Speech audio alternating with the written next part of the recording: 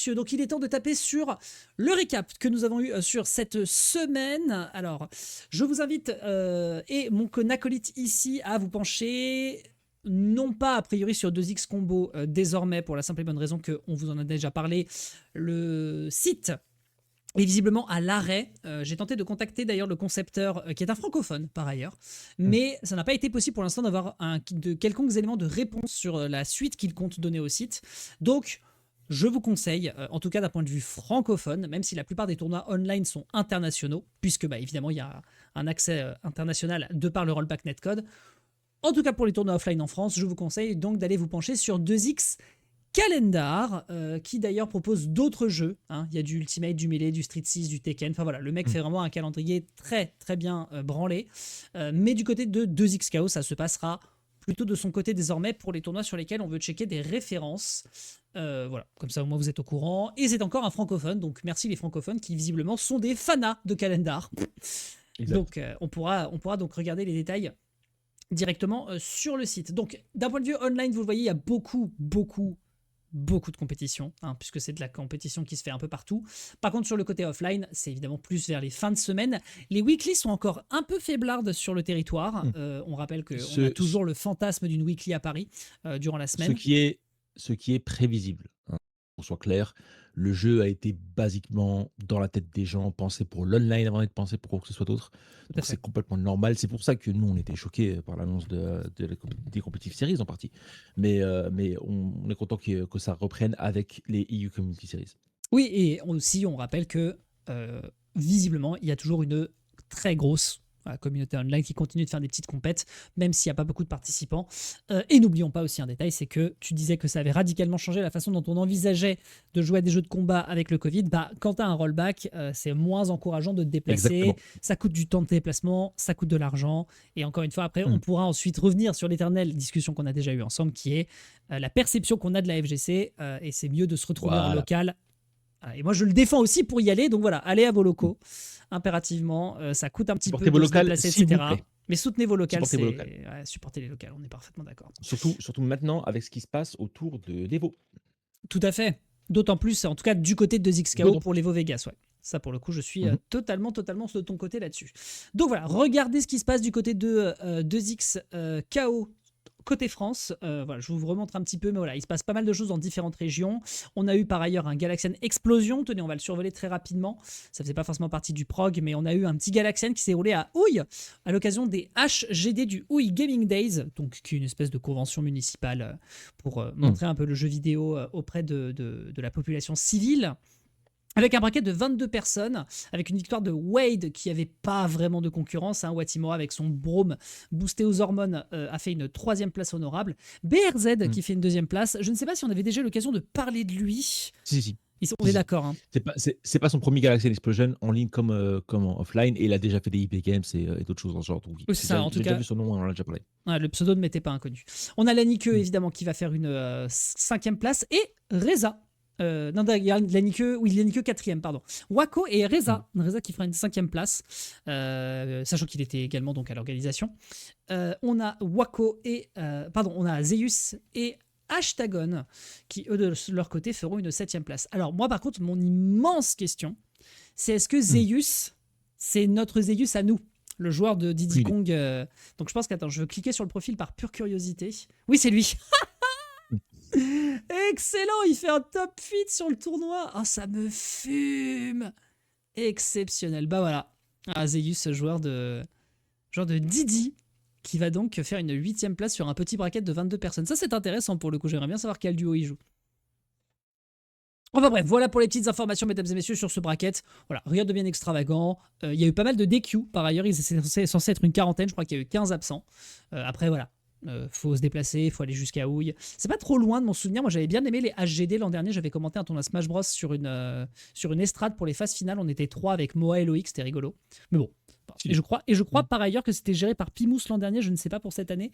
Puis je crois pas qu'il y avait de Smash Bros de toute façon au Houille Gaming Days. Donc voilà. Bon, voilà en ce qui concerne donc cette petite compétition. Par contre, mesdames et messieurs, très rapidement, avant d'attaquer sur le dernier donc sur le tournoi online de très grosse envergure de cette semaine, on fait juste un tout petit tour du côté de la France, en tout cas de l'online français, avec un tournoi qui a été lancé par un certain Timid. Timid qui est un joueur qui d'ailleurs faisait partie du bracket du Galaxian Explosion. Donc voilà, je vous invite à regarder le détail, je vais vous le zoomer d'ailleurs, avec Tous à la ruche, qui est donc le nom du tournoi, qu'il a décidé d'organiser avec, vous le voyez donc, des petites personnes qui sont quand même pointées. Une petite victoire de Opal sur Run, hein, Run, joueur de Brome, Bromeville, de mon souvenir. Et de l'autre côté, Canix, hein, avec Echo Ilaoi, qui lui fera une troisième position, suivi ensuite voilà, par des petites personnes certainement de sa commu. Petit Parapluie quatrième, Kito et Bizen cinquième place, Père et Slow, évidemment notre brave Slow qui lui fera donc septième. Voilà, donc en gros, si jamais vous avez envie de participer, je crois que c'est toutes les 2 semaines. Je ne sais pas quand est-ce que le prochain est organisé. En vrai, je dis ça, mais on peut totalement le trouver tout de suite directement sur le calendrier. Merci à 2X Calendar. Alors, sur le online, on a Tous à la ruche 1, Tous à la ruche 2, qui se déroulera effectivement le jeudi de cette semaine, mais le précédent était donc il y a 2 semaines, donc effectivement, a priori, ce sera tous les 15 jours. Donc voilà, donc petite initiative francophone. J'imagine qu'il y en a d'autres.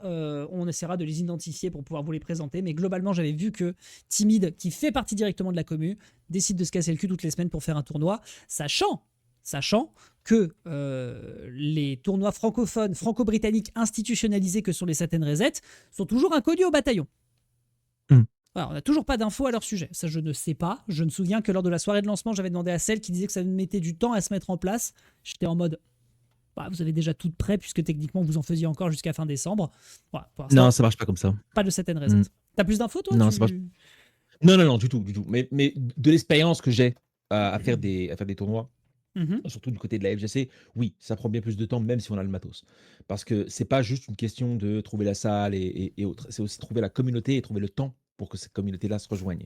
Et contrairement à Smash, qui est ultra motivé, dans un claquement de doigts à venir à 150 au bout de 2 semaines, Oui, ce n'est pas le cas de la FGC, ça n'a jamais été le cas de la FGC. Donc en soi, c'est normal que ça prenne du temps. Et surtout, la plupart de ces TO-là veulent garantir au maximum le pognon qu'ils mettent. Donc en soi, faire un genre 6 jeux, 2 jours, gros event, 400 places disponibles, c'est possible. Quasiment tout le monde peut le faire. Le problème, c'est qu'il faut garantir que ces 400 personnes viennent. Oui, bien sûr. Et c'est vraiment, vraiment difficile. Oui, naturellement. Et puis aussi, il y a des moyens. Enfin, je veux dire, voilà, Satin Reset, il faudrait que je revoie précisément les acteurs différents de la weekly, mais voilà, c'est quand même du C'est monde. NSXC quand même, si je ne me trompe pas. C'est NSXC et puis un petit peu Reversal aussi. C'est possible, et c'est surtout Reversal, oui, tout à fait. Je pensais surtout à Reversal. Je ne sais pas si c'est NSXC. NSXC, d'ailleurs, qui fait un tournoi. On en parlera dans les tournois à venir, puisqu'évidemment, vous le savez, il y a déjà les échéances des tournois majors, Challenger, pardon, avec les Vienality et le Texas Showdown à la fin du mois. Mais il y a aussi le tournoi qui est fait par NSXC qui va se dérouler dans pas longtemps, côté Paris. Voilà, on regardera ça ensemble. Ça peut être d'ailleurs l'occasion de faire une interview sur Flashno. Tiens, je rappelle que cet homme est intéressé. Ça pourrait être sympa. Je vais pas casser du sucre sur le dos des gens, mais je compte moins sur Reversal que je le compterais sur des associations comme NSXC ou SWGA ou BitPy 38 ou des associations en France qui sont là qui sont là vraiment pour le côté communautaire. Petite chose, petit détail, je m'amuse un petit peu à regarder ce que fait les autres e-sports et je me suis amusé à regarder le compte et la chaîne de Rocket Baguette. Qui a aussi fait Croissant Strike, d'accord? Et ben les commentaires cités et approuvés, enfin pas approuvés, mais dans la société Rocket Baguette, il y a Damascus. Ok, elle fait donc, everything makes sense. Tu vois, donc est-ce que Reversal a comme vocation d'être réellement quelque chose qui va se mettre en avant dans la FGC ou comme juste vocation de mettre en avant eux en tant que caster? Ce qui est complètement normal, hein. Il n'y a pas d'insulte ou quoi que ce soit. C'est juste que là, ça change complètement en fait ta dynamique. Non, mais j'entends. Tu vois? Non, j'entends très bien ce que tu m'évoques. Bon, toujours est-il que Satin Reset pour l'instant, il n'y a pas, donc il y a un manque entre guillemets vis-à-vis des francophones à pouvoir avoir des compétitions par des gens de la communauté. Je crois savoir que Cell n'organise pas de tournois récurrents, il fait surtout des viewers lobby. Ce qui est très bien. Ce qui est très bien. Ce qui est très bien. Ça crée du contenu, ça motive les gens à jouer et ça met en avant plein de choses. Oui, là-dessus. l'intégralité de tous ceux que ce soit FGC ou juste 2XKO, l'intégralité des gens qui sont intéressés par jouer du 2XKO en stream, faites des interactions avec vos viewers par 100%. pitié. Je suis tombé sur C'est génial. C'était pas Elendil, mais je suis tombé sur un Yasuo slash Blitzcrank qui m'a donné quand même pas mal d'infos. Et c'était assez chouette quand je l'avais affronté. Donc oui, vraiment, j'encourage. Moi aussi, je vous C'est le encourage strict minimum. à faire ça. C'est le strict minimum et, Ouais, et ça 100%. demande rien en fait. Ouvrir un 100%. lobby, faire son stream, non, c'est balèze. Tout à fait d'accord. Alors, je vous fais un petit zoom en ce qui concerne le bracket qu'il y avait donc sur le TNS de son côté. Donc voilà, donc l'activité visiblement, mesdames et messieurs, elle se joue vraiment en ce moment davantage du côté des USA d'un point de vue de l'activité, ce qui veut peut-être dire d'ailleurs que côté EU, on prendra du retard, on pourra éventuellement en discuter, mais on a un bleed qui a été absolument invincible sur l'entièreté de la compétition. On va avancer au top 8 après.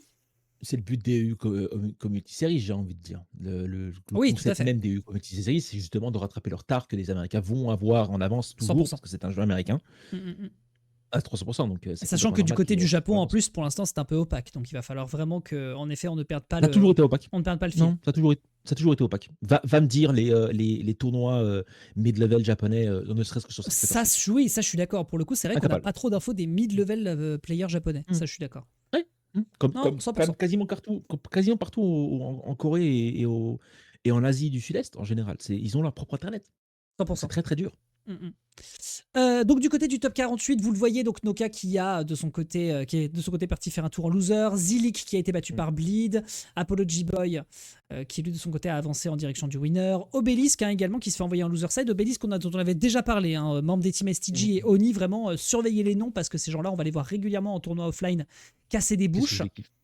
J'adore ces deux communautés-là. J'adore ces deux clans. Je pense qu'il faut qu'on les surveille de près, ouais. Ah, tellement. Je kiffe le fait qu'ils auraient pu très bien rester sur NRS. Et ils décident de s'ouvrir un petit peu partout. Et franchement, je suis vraiment content pour eux. Ouais, je suis d'accord. Fraise qui fera par contre une triste 33e place du côté francophone.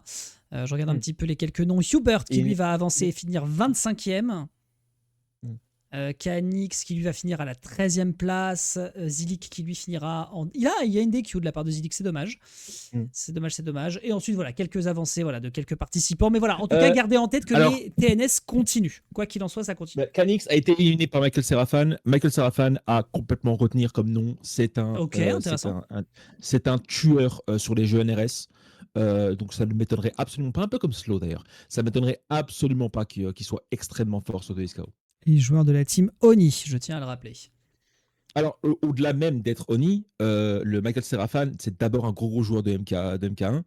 Il a aussi joué à d'autres MK évidemment avant, mais il était extrêmement connu sur les MK1 en partie grâce aux initiatives de Destroyer et de Mister Aquaman.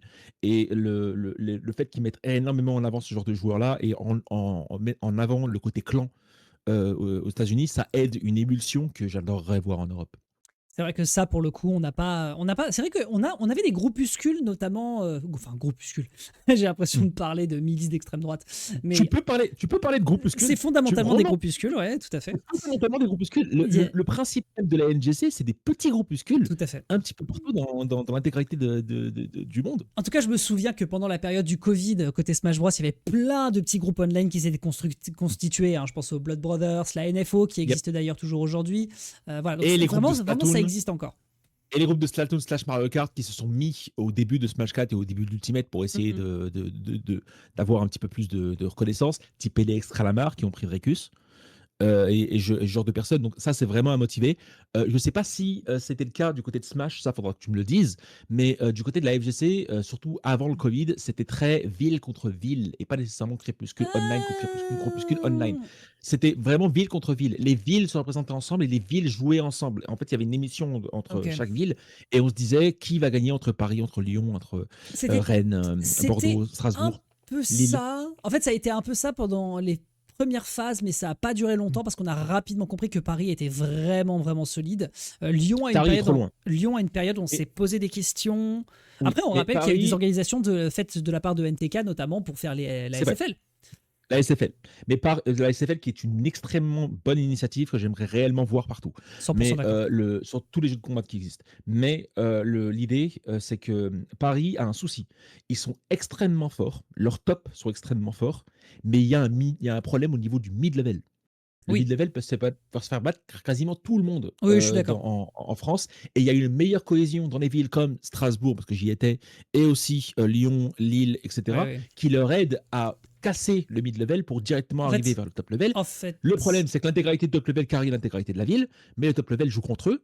Et il n'y a pas d'émulsion en fait, ce qui est fait avec hmm, le bas level. C'est un petit peu le problème qu'on se retrouve du côté des dojo, par exemple, ouais, ouais, qui je n'est suis pas un d'accord. problème. C'est juste, enfin, voilà, ça fait partie des choses Ouais. qu'il y a à reprocher sur la ville de Paris. Non, je suis d'accord. Bah, c'est toujours le côté du trop grand nombre. En fait, la commune est tellement large, il y a tellement des petites divisions de groupes, ça se ressent même sur Smash Bros. Alors que Mm. dans les plus petites villes, les communes sont restreintes, il y a 40, 50 personnes grand maximum. Et donc, ça C'est permet vrai. vraiment de taffer entre eux. Il y a de temps en temps deux trois tops qui sortent. Hein, Naitoru du côté de Rennes, Kid du côté de Toulouse. Mais sinon, hormis ce truc-là, des profils qui vraiment réussissent à se démarquer, certes, ils sont présents, mais sinon, en fait, ça fait qu'on a un noyau dur solide, pas extrêmement fort, ça dépend des joueurs, mais solides, qui peuvent peut-être même aller chercher des upsets sur des tops parisiens, voire des sub-tops parisiens. On a Là non où mais le effectivement, Paname, t'as sub-top top et c'est joliment constitué, c'est un excellent noyau, et tout le reste, c'est de la dent de c'est scie. 2025 sur Street Fighter, cite-moi la patate chaude française qui a défoncé tout le monde en ce moment. Street Fighter 2005 Non, Street 2025 Fighter 6 2025. En France. Il n'y a qu'un seul nom, je En sais même pas France. pourquoi tu réfléchis. Non, non, mais en Oui, en France. France. Killzoo. Français, un français. Je veux parler plus de Mr. Crimson, mais Killzoo Ah oui, ok, peut ok, être ok. aussi dans la discussion. Mais Mr. Crimson, il est quoi? Il est lyonnais. Il est lyonnais, bah oui, oui, c'est vrai. La grosse scène, si on fait un 5v5, il n'y a personne qui bat le Paris. On sort clair et net. Paris est extrêmement fort partout. Par contre, Killzoo et Mr. Crimson carry leur ville sans aucun souci Killzoo est lyonnais aussi. et aident. Je crois que Killzoo est lyonnais, je suis pas sûr. À vérifier. Ouais, à vérifier. Je crois que Killzoo n'est pas de Paris. Peut-être que je dis une grosse bêtise, mais je crois que Killzoo n'est pas de Paris. Je vais vérifier ça tout de suite. Mm. Alors, Killzoo, il est à.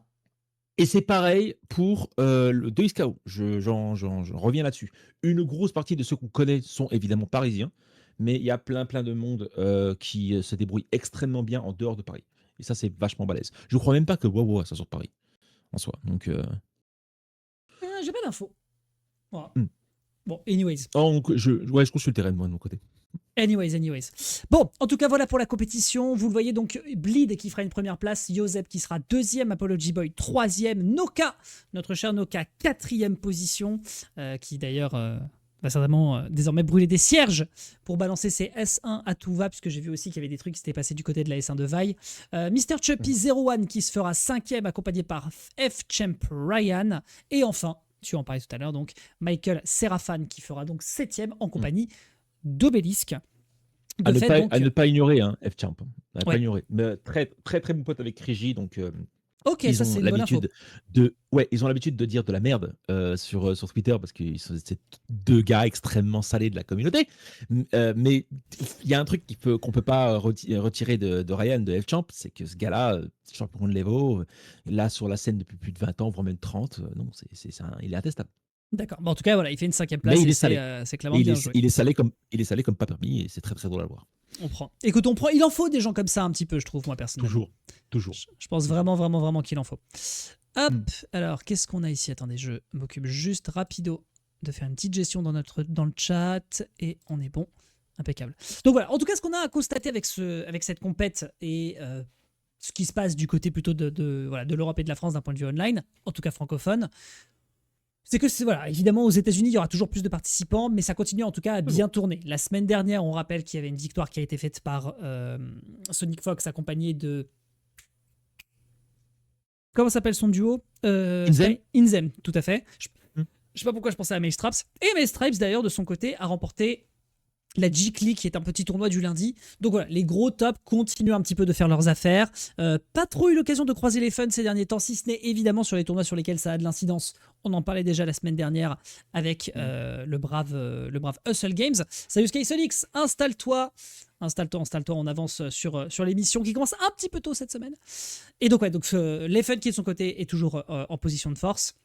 Évidemment, je ne reviendrai pas sur Wawa qui n'aime pas trop faire de compétition online et c'est tout à son honneur. Globalement, voilà, ça tourne. Les Américains, je pense qu'ils ont encore beaucoup d'avance. Les EU Community Series, tu en as parlé, se doivent de rattraper ça. Pour ça, par contre, il faut aussi que les joueurs se déplacent parce que pour l'instant, je regardais les quelques dates qu'il y a du côté du calendrier pour les quelques tournois qui sont en off. Et le Toujours, constat toujours pour Sky Mix. l'instant. Toujours. Oni casse toujours des bouches dans Ah tous les oui, sens. Oni, ils sont toujours en place. Mm. Bleed a gagné cette semaine le TNS. Enfin voilà, le mec est Mm. vraiment trop On trop en était, place. je sais pas si tu étais là spécifiquement. En fait, tu parlais de Bleed, mais je vais quand même parler d'Oni parce que c'est extrêmement important. Enfin, au cas où je me répète, hein. C'est extrêmement important que Oni et des communautés comme STG existent parce que c'est vraiment le cœur de la FGC. 100%. Complètement Mm. d'accord.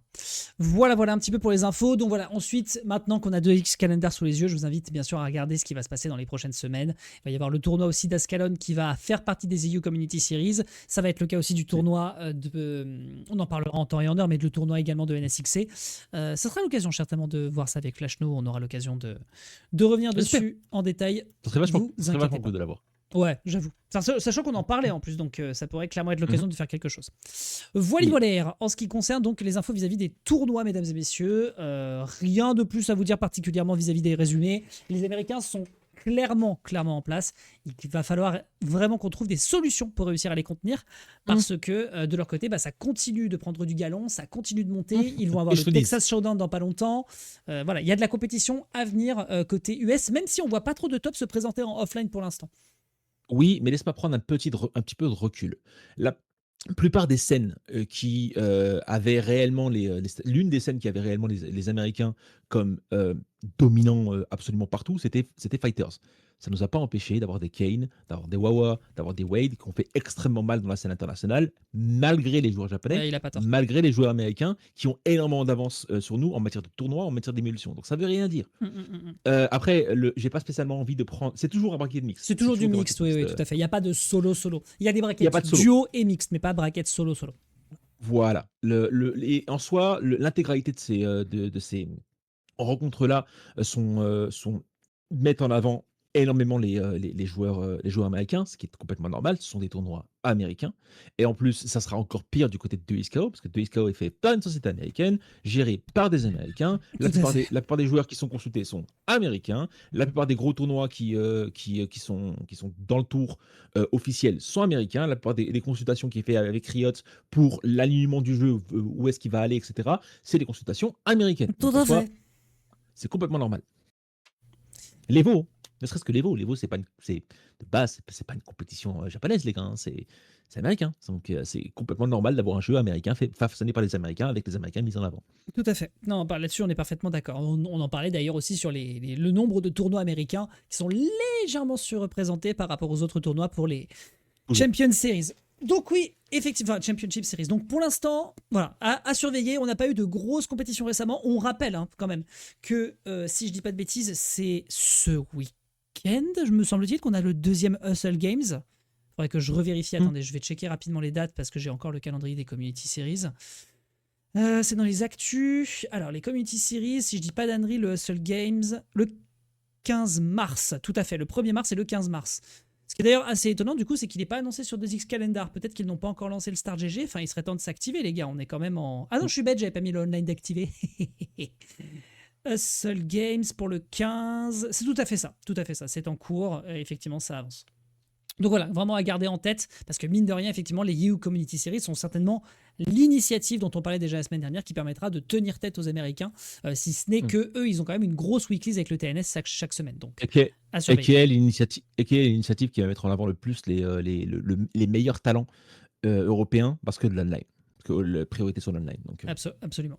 Donc voilà ce qu'on peut vous en dire là-dessus. Voilà, toute petite séquence vis-à-vis des récaps. Pas grand-chose. Tout de même une victoire de Wade. Et j'espère bien qu'il va en profiter parce que visiblement, c'est la parfaite transition. Attends, avant qu'on passe sur le patch note, avant qu'on y passe, Wade, il est toujours free agent. C'est scandaleux. C'est scandaleux. Mais... je vais te pitcher un moment, un point mercato pendant le recap. Parce que on rappelle qu'il reste 3 mois avant qu'on se fasse avoir sur les prédictions. On avait dit que la première moitié d'année, il y aura des joueurs qui seront encore free agent. Mais c'est scandaleux. Ça me tue. Je sais que l'e-sport en général n'est pas spécialement bien en ce moment.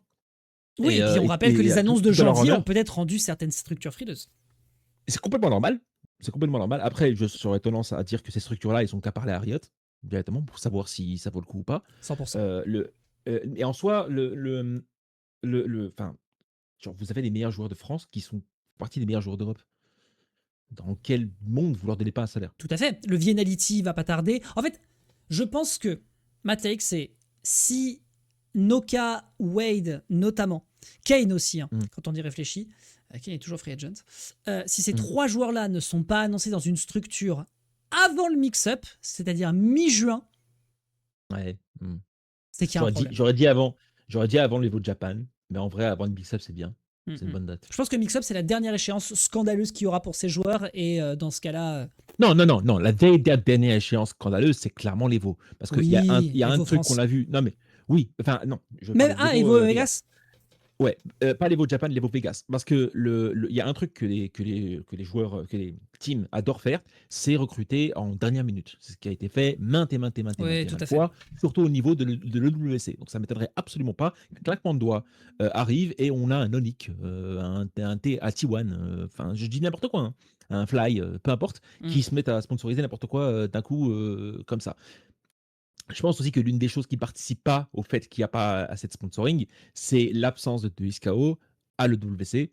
Malgré tout ce qu'on peut dire de l'EWC, je ne suis pas très fan de l'organisation, mais malgré Ouais, tout je ce suis qu'on peut d'accord. dire, c'est une motivation énorme pour la plupart des grosses teams de recruter, et cette motivation-là n'existe pas. Ouais, quand En tu vois la espérant qu'en quantité de thunes, 2027, ce je suis sera le cas. d'accord. Je suis d'accord, je suis d'accord. Vu la quantité de thunes est absolument hors norme. Ça n'a pas de sens. Non, je suis Et d'accord. cette quantité de thunes-là, elle trickle down directement sur les veaux maintenant. Donc, Ouais, je suis d'accord. Bah oui, d'autant plus d'ailleurs, c'est vrai que ça, on n'aura pas l'occasion. Enfin, c'est pas exactement notre sujet. Et encore, on verra c'est aussi un peu notre sujet. on verra comment est-ce C'est que un peu Riot notre Games sujet. va s'en saisir. Mais c'est vrai que la Oui, déclinaison des différentes compétitions de l'Evo risque ben ça d'avoir va aider. effectivement, ça risque d'avoir une Ça va aider incidence. en fait. Ça a une incidence énorme parce qu'on sait que ils ne vont pas rater un seul Evo. Et ça, on disait ça à l'époque où il y avait 3 Evo. Mhm. Maintenant, il y en a 9. Tout à fait, tout à fait. Par contre, Ils ça vont veut pas bel rater et un bien seul Evo. dire, par rapport à autrefois, enfin en tout cas moi la vision que j'en ai, puis on va essayer de pas se disperser, mais la vision qu'on avait auparavant de l'Evo où on disait tu gagnes un Evo, t'es le champion du monde, maintenant c'est bien davantage, tu remportes le WC, t'es le champion du monde.